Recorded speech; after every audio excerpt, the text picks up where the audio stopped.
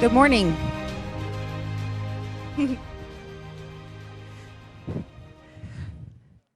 It saddens me to stand before you today to announce that one of our most beloved members of the UFO community, Robert O. Dean, recently departed on October 11th, 2018. Bob Dean, as we called him, engaged in the UFO field for many decades. Bob was born on March 2nd, 1929, and spent a 28-year career in the U.S. Army. After retiring, he joined our community of people dedicated to discovering the truth about the UFO phenomenon and remained active until the end of his life. He was also a member of MUFON for 20 years and was involved with the Institute of Noetic Sciences. He appeared on numerous radio programs, TV documentaries, and at international conferences discussing the subject of UFOs and a government cover-up of alien visitations to Earth. He helped spread vital knowledge and information to us, and for that we thank him. He will be remembered for his courage and persistence in this community. Bob's gentle good humor, sincerity, and determined efforts will be missed by all who encountered him. Let's give the stage to Paola Harris as we celebrate the life and dedication of Bob Dean.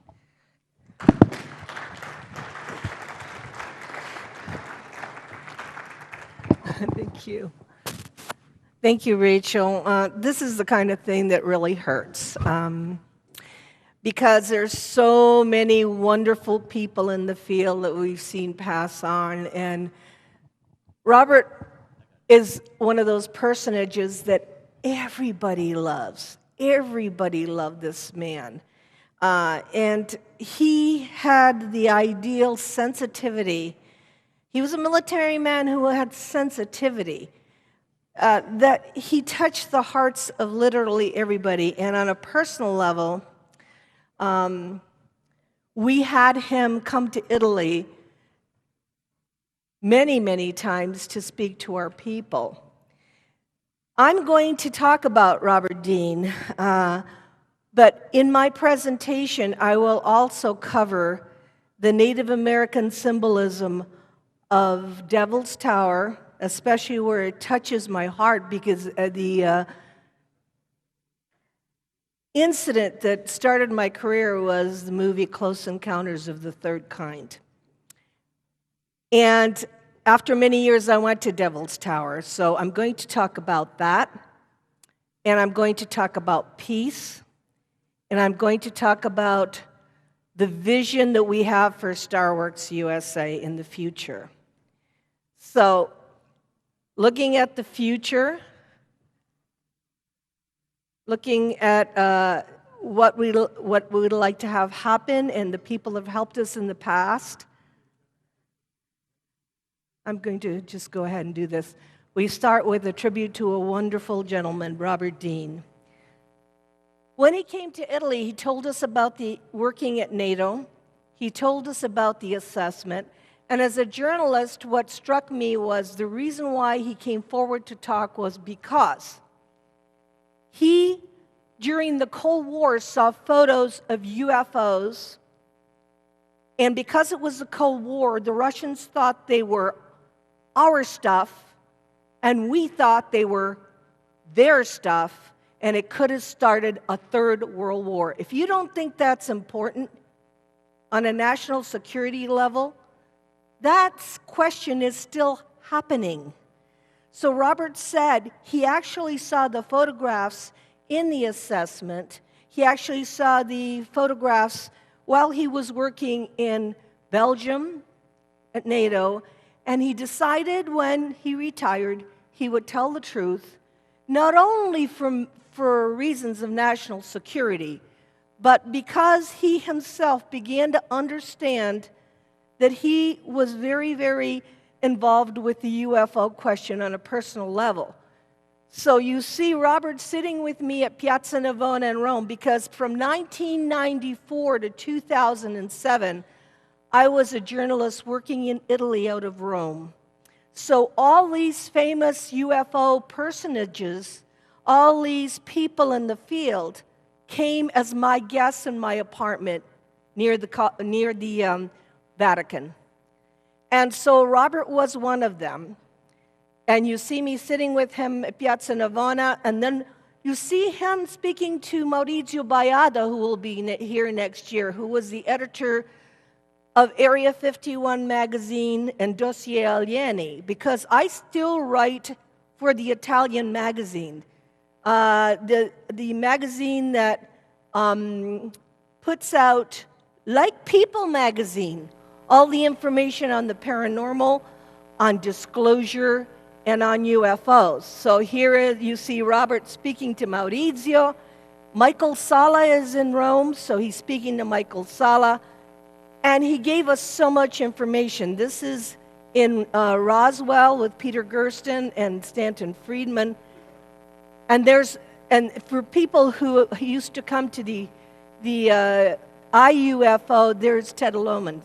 So Robert was with us all the time. And the last time he spoke on this stage, he spoke, I think it was his birthday. And so everybody was taking pictures of him. It was his birthday party. But I don't know if you noticed there's an orb in the photo. I took that photo, and he's standing there, and there is a visitor. The great thing and the sad thing for me about Robert is that when we had Colonel Philip Corso come in 1997, we invited Robert. And Robert was part of the group with Wendell Stevens. You see Carlos Diaz there. And it was wonderful to have him, but Robert is the kind of person that would listen. He would listen. It's so rare to get people to listen anymore. Everybody wants to tell their story. But he was nurturing and wanted to listen. And he came with Cecilia. And we have Cecilia here. Cecilia, stand up. You're over there on the right-hand side. So to recognize Cecilia, thank you for bringing Robert to us in Italy. And Cecilia was telling me, and I wanted to tell you too, that a lot of the materials that you have from the Gateway, was it the Gateway, the Stargate group, is going to the Romero Institute with Danny Sheehan here. And Danny has become the collector and the safeguard for all the material. I met with Danny also a month or 2 months ago because I had to write my will. And I had the same problem. I have Colonel Corso's notes. I have Monsignor Balducci's notes. I have this archive of human history. It's not ufology. And I had no place to place it. So I was writing my will, and I said, where is this stuff going to go? And I went to see Danny Sheehan, Romero Institute, where a lot of these very precious documents and testimonies are going to go. So somehow we're going to have to work this out, Danny, because you're getting our materials. And so what's beautiful about this, though, is the fact that in having these people come to speak to the European audience, I did a 3-hour radio show on Robert Dean last week, and it touched the hearts of everybody in Italy. I did it in Italian, of course, but they are very devastated to lose him because he endeared himself to everybody. A military man with sensitivity. That's how I remember Robert. And Robert, you will always be with us. You will always.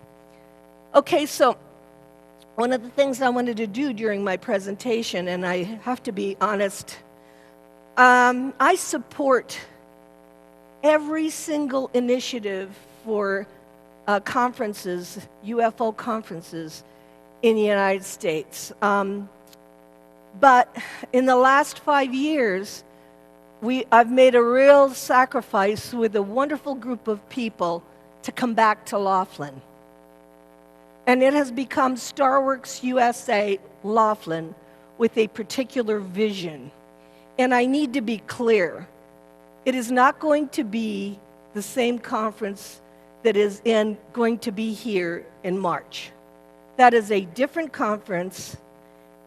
It's going to be in the same place, which is a little bit distressing because I don't want people to get confused.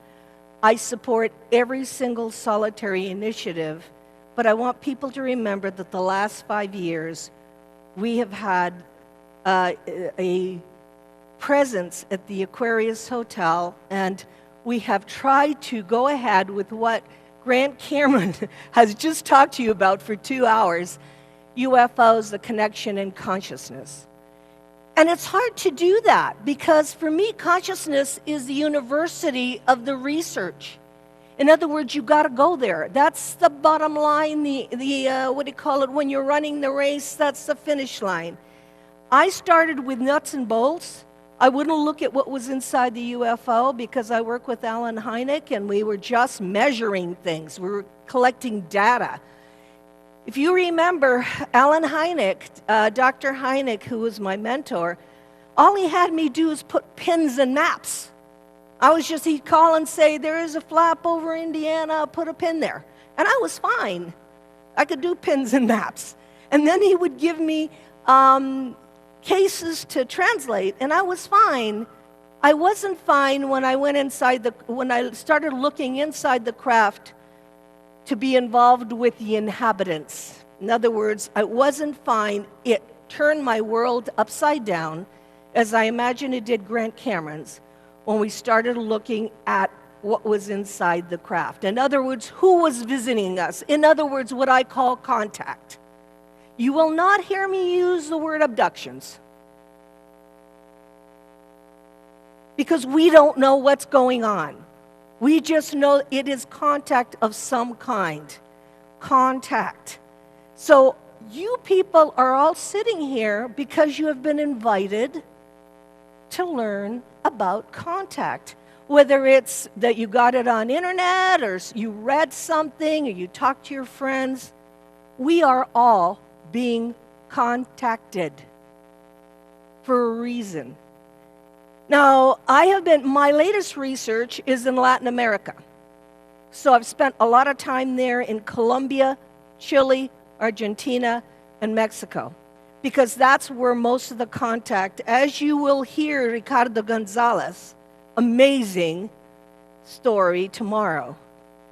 Because I have to go where it's happening physically. And the last presentations I've been doing for the UFO community have been something called Going Back to the Future. I have been doing work on the Giant Rock group, the ones that met human-type spacemen coming off the ships in the 1950s in Southern California. I've done it for Gaia. I've done it many times. I did it in England, and I did the research because I went to find all the people that are still around from the 1950s when space people were coming off the ships to warn planet Earth to watch their use of nuclear power. And this really did happen. It happened with Robert Short, with George Van Tassel, with George Adamski, and with Howard Menger in New Jersey, in High Bridge, New Jersey. With us, it happened with Eugenio Siracusa on the island of Sicily, who said a group of blonde-blue people came to see him to warn the same thing, that the people from Venus said, we are one cosmic family. So it's happening in Europe, it's happening in Southern California, it's happening in New Jersey, and the contacts were human space people coming off ships until something very interesting happened.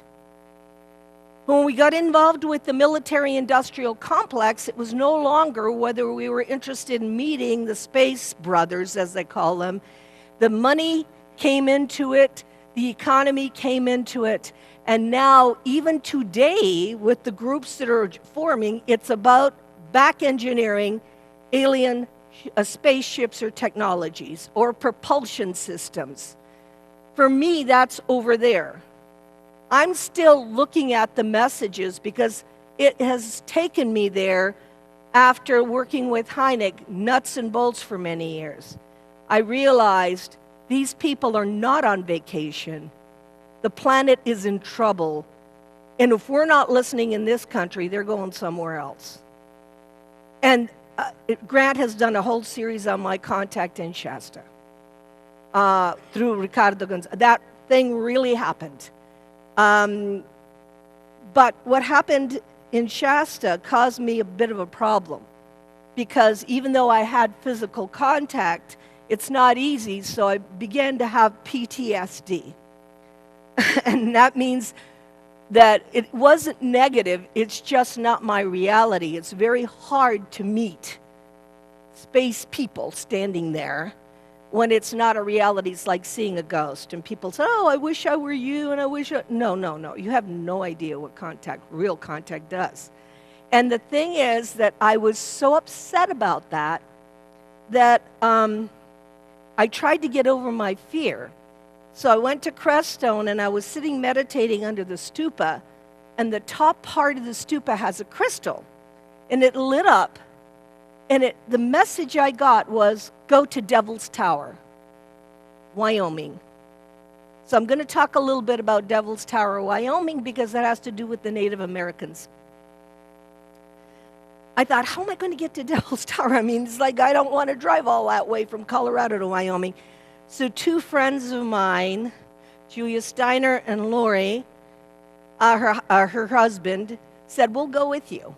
You see a poster in your registration of us near Devil's Tower. But I have to tell you this because it is a bizarre story, exactly what Grant talked about. So we got in the car and we drove, and it was a long way from Colorado to Devil's Tower. And what I saw, and you're going to see, but I'm going to tell you a story first, and then I'll show you the photos of Devil's Tower. What I saw was what was exactly in Close Encounters. This huge rock that had like scratches on the side. And since my career started with Close Encounters, when I had the emotional reaction to it at the end, since my career started like that, it was almost like a 360. I physically went to Devil's Tower. So I'm sitting with Julia and her husband at night because the park rangers are going to do what's called the stargazing, and they're going to name all the constellations. And in my mind, I said, you've got to get over this fear of what happened in Shasta. So without saying anything to Julia and her husband, I left them and started to walk in the forest to get over my fear. And this is about 11 o'clock at night on a very clear night when the stars are out. So I'm walking through the forest going, you're not going to be afraid anymore. You're going to get over this. You're fine. And I'm walking through the trees.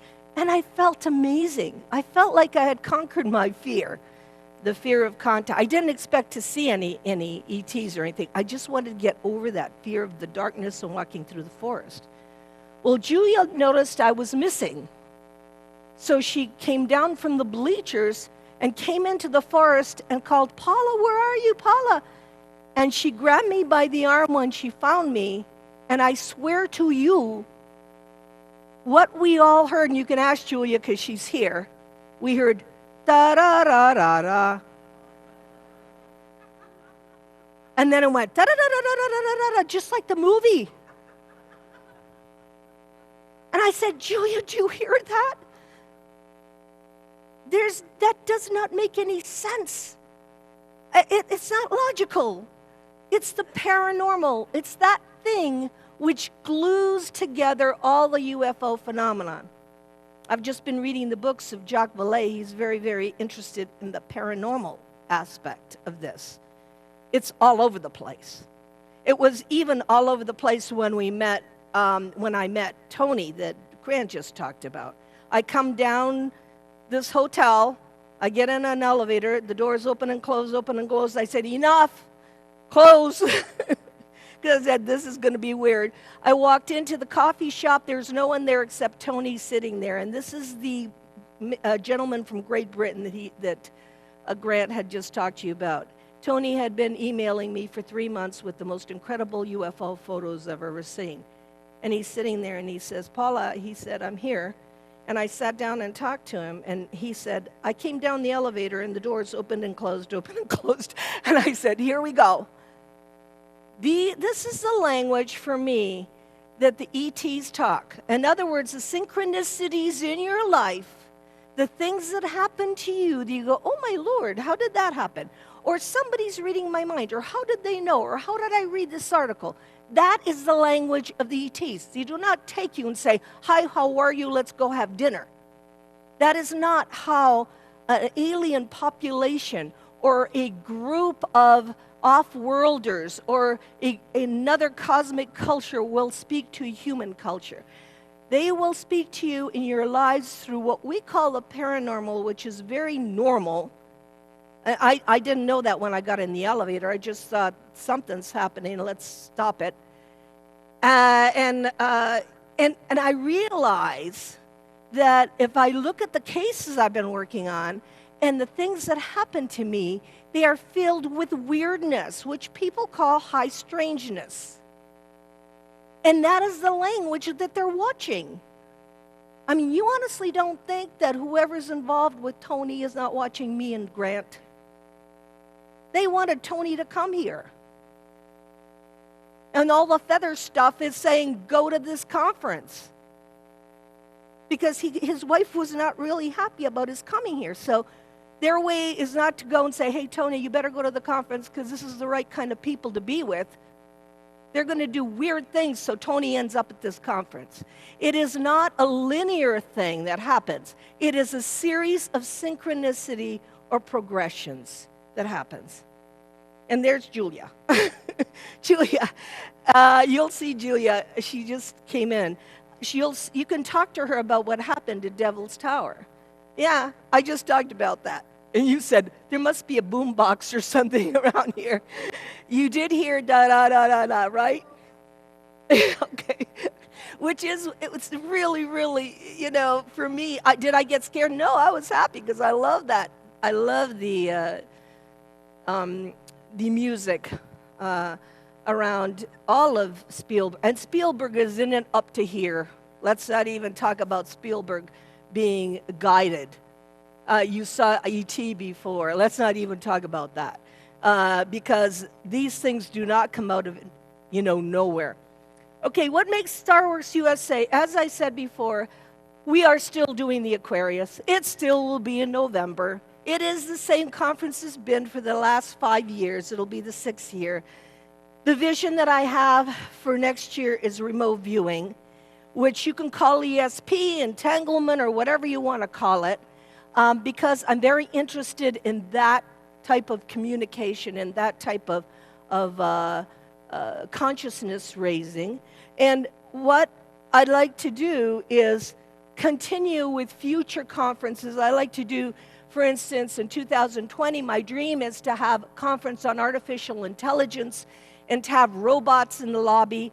I'll call it Japanese and have robots in the lobby. And we'll talk about future kinds of things because my vision is to get more information, to give you new information from international speakers, which is not what happens normally. We have the same thing happening and the same people usually. And the reason why I can do that is because I know all these people. I've dealt with them. Our conferences are designed to change the perception of ET contact. Remember, I said use the word contact. Everybody has been contacted. Our conferences promote the belief that contact is a unique form of communication and integration with our galactic neighbors, which defies an explanation. And it's a problem with time-space continuum. It's time and space that's the problem around this. Because you don't know who it is and what time period or space period. And Grant talked very well about this. Rather than perceive a separation in fear, we seek to raise the consciousness of our planet with a heart-centered connection with our galactic neighbors. We realize we do not have all the answers, but we strive to ask the right questions. My quote is always, what kind of conversation do you hope to have with an ET? You've got nothing in common with it or him or whatever it is. The only thing that you have is consciousness. And David Icke, if you notice the program, I attended a 2-hour lecture in Manchester, England that David Icke did. I was blown out. I'm one of the only researchers that sits through everybody else's lecture, other than Danny. But the thing is this, that I sat 2 hours and listened to David Icke, and his words were, we live in a virtual reality world, and consciousness interacts with consciousness, which means that if we're conscious, you're interacting with another consciousness, which is an ET consciousness. And for me, the only thing you have in common with it or him is a heart connection. He's alive, you're alive. He's alive, you're alive. So you have a heart connection. And who have the biggest hearts? In Latin America. The biggest hearts, they don't go up to an ET and say, how does your craft work? What's a propulsion system? How can we use this for weapons? The ET goes up, like Ricardo's going to tell you, to the people working in the fields and say, is your son ill? We're going to come and help you. Because in Ancash, they heal the kids. They heal diseases, the Apunians. They walked up and said, do you need help? And the people that are working in the fields don't say, well, let's see, you give me your craft, you show me how the propulsion. And that's where we are today with disclosure.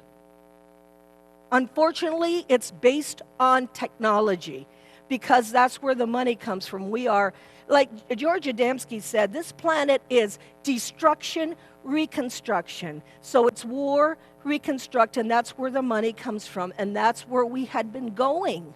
That's why we need to change the paradigm. Hopefully, some of us can do that.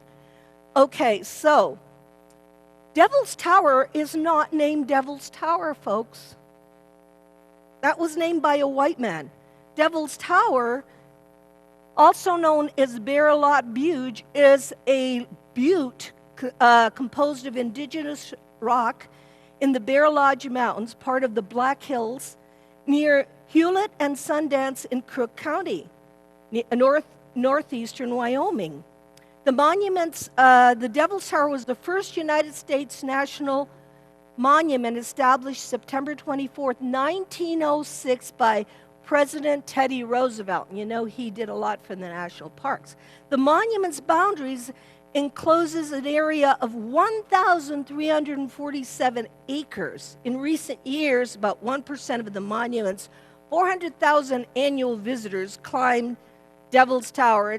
We saw a lot of climbers while we were there, mostly using traditional climbing methods. Remember this, the name Devil's Tower originated in 1875 during an expedition led by Colonel Richard Irving Dodge, when his interpreter reportedly misinterpreted a native name to mean Bad God's Tower. All information signs in that area use the name Devil's Tower, following the geographic naming standard. Native American names for the monolith are Bear's House, Bear's Lodge, Home of the Bear, Bear's Lair.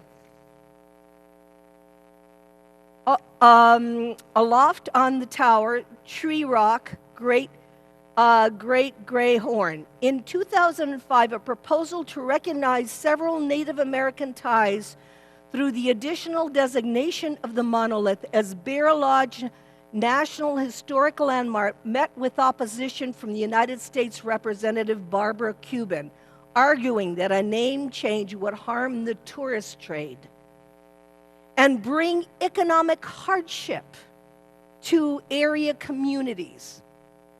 In November 2014, one Averill Looking Horse again proposed renaming the geographical feature Bear Lodge and submitted the request to the United States Board of Geographic Names, and they failed. That particular monolith is a sacred ground where Native Americans have been performing sacred ceremonies for a very long time, and we mistakenly call it Devil's Tower. Now, Spielberg knew this because the myth around the tower is that the bear was following the seven sisters, which is the Pleiades. And he was going up the side of the tower, so that's why all the scratches and so forth on the side. And this is like a traditional explanation, because in this whole conference, the Return of the Star People, you're going to hear the native people talk about their origins. And whether they be in the United States or South America or other places, the indigenous people know their ancestors come from the stars and they have no problem with it. They have no problem. We're the only ones that have a problem with it. If we think that we ever came from the stars, we would change our whole thinking about living on this planet. So that's one of the reasons we picked this. Spielberg knew this about Close Encounters. He had, this is the interesting story because I talked to him about this.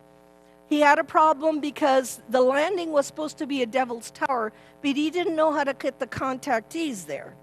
So Jacques Vallée told me that since he was a consultant, he said, well, the only way you can get the contactees there is through having them have suggestion, which is through ESP, that that's where they're going, but they don't know that's where they're going because they're drawing it in the mashed potatoes. I mean, they're making it in the mashed potatoes, they're drawing it on paper, and they don't know what it is until, and this is how the thing works. They don't know what it is until they see it on television, and then they realize that everything that's been in their mind, and this is how Tony is thinking right now, is leading towards a particular location. And so the paranormal part was suggested by Jacques. There is what it's really called, Bear Tower, and you have the story of the white buffalo calf woman. As you go there, I took these pictures being there, but something very amazing has happened there because there is a sculpture, a peace sculpture, and I'm very involved in the peace movement because of Ricardo Gonzalez's wanting to meet for peace all over the world due to the Nicholas Roish group. You know, Nicholas Roish, you'll talk about that, was the first spiritual painter, artist that did the first peace flag for the League of Nations, which later became the United Nations. When you see that white flag with the 3 red dots, that was Nicholas Roish, who was a very spiritual man who lived in India. He was Russian, but he lived in India, who designed this flag for the League of Nations. So we're in the end, the thought is, unless we come together and have peace, we haven't got a chance to go out into the universe. So the peace movement is something on my mind. So I end up going to Devil's Tower, and I see a sculpture garden. I see that they installed a wind circle, sacred circle of smoke. It's a sculpture at this, I hate to call it Devil's Tower anymore, at Bear Monument, which was donated by Japanese sculptor Yukuntu Muto. The new Tribal Connections site at Devil's Tower National Monument interprets Devil's Tower as a place that is sacred to the Native American cultures. And this wind sculpture, and you'll see it, it's like, you know, when the Pope, they smite the peace pipe, and that circle comes out from the peace pipe. And what's so beautiful about it is there's a whole garden around it. So if you go to Devil's Tower, and I took these pictures while I was there, I was shocked because I expected just to see the tower. I didn't expect there to be a peace garden. And at that time, and Julia can yet tell you that, simultaneously, Ricardo Gonzalez was in Mongolia doing a peace ceremony there. So we connected, me and Devil's Tower and his group in Mongolia. There we are. There's what the tower looks like. And there I am with Julia and Lori. It's worth going to. It's so impressive. It's about a 2-hour walk all the way around it. And I thought it'd be so appropriate to talk about this as being a part of Close Encounters. It needs to go back to the Native American lore. It needs to be recognized for what it was. It is not something that has to do with anything with the devil. So here's the peace sculpture, the sacred circle of smoke. And here we are with that flag that I told you about in Crestone, Colorado with Ricardo Gonzalez this summer. Because that is the bottom line to have any kind of change. It comes first in your mind. Actually, it comes first in your heart, then in your mind, and then we need to model what we want to have happen. So may I encourage you that this kind of conference is not just a UFO conference. It's a historical conference because when you hear the stories of the Native Americans who already know we're connected to the stars, who already know what their background is, then maybe we could look at our history as a little bit different. So I would like you to know where we're going. I would like to thank you for your attention, and I have one more thing to do if he's here. Is Kyle here? Okay, where is he?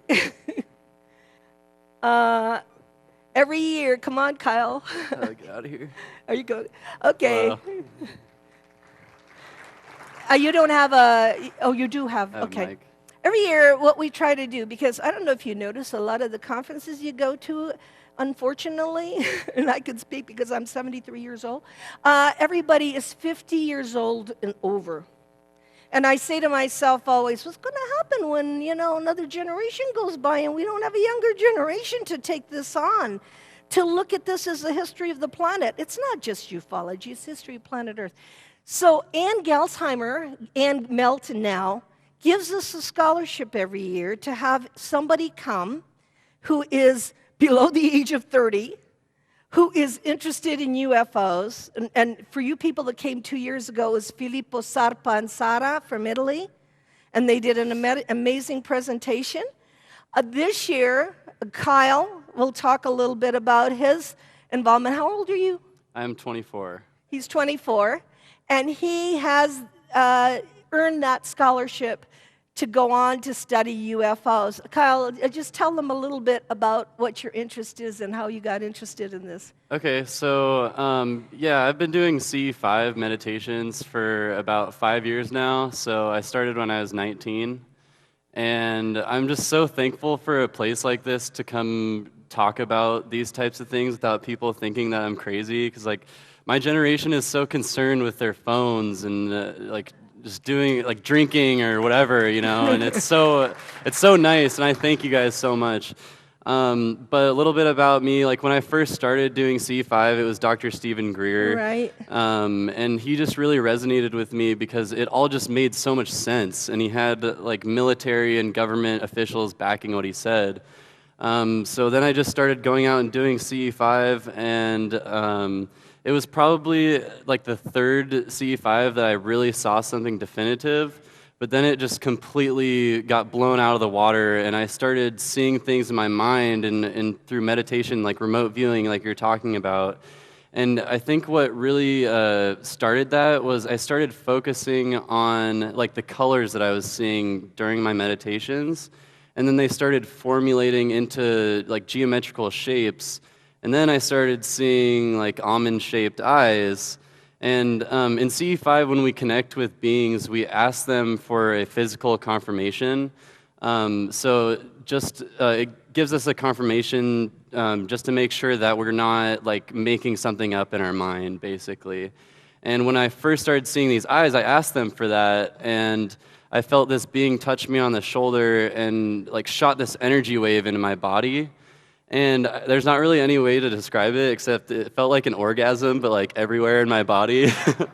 And there's just stuff like that. Remote viewing, you can go anywhere in the universe, and it's just amazing what the human brain can do, and what we're on the forefront of studying this, and it's amazing to be a part of it. And I encourage everybody to be involved in it and at least meditate, and people tell me it's hard to clear my mind, and I like to say you can do a 10-second meditation by just taking a really deep breath and then exhaling and sighing it out. You don't have to hold on to your anxiety or fear or anything, it's amazing. And bringing it back to the peace, when you meditate, you start realizing how connected everything really is. And I can go through my head and see all these different things, and it makes you realize that we are all one energy and we are one being together. And once enough people really realize that, it's gonna make the world such a better, it's gonna look so beautiful, and people are gonna treat each other with respect all the time. And I can't wait. We need more 20-year-olds. We need more 20-year-olds. Thank you. Thank you. Okay.